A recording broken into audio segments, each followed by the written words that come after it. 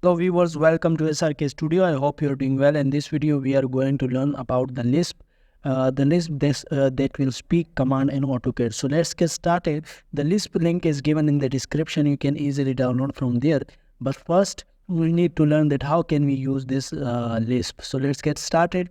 Here you first need to upload the Lisp that I have already downloaded. So just type over here upload and enter Upload. and click on this. You can download this list from the given link in the description. Now click on the load, and as you can see the speak Lisp is successfully loaded. Then close it, and now you just need to type over here the command, your design command, desired command that let's start. I type line. Line. Yeah, as you can see it speaks. Now type circle command Circle. or rectangle command. Unknown command rectang. Rectang. Again,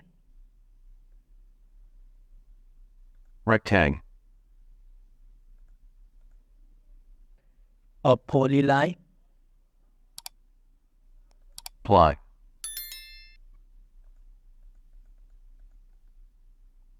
Whatever command you type here, it will speak or here.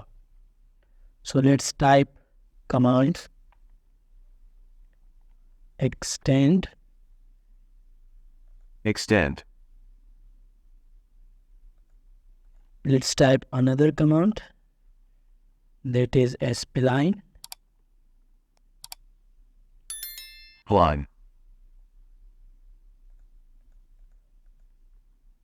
Whatever command you will type here, it will speak here. So I hope you like this video. If you like this video, don't forget to subscribe my YouTube channel. The Lisp link is given in the description. You can download from there, or after downloading you need to install here in AutoCAD. If you face any problem, do let me know in the comment box so I can solve your issue.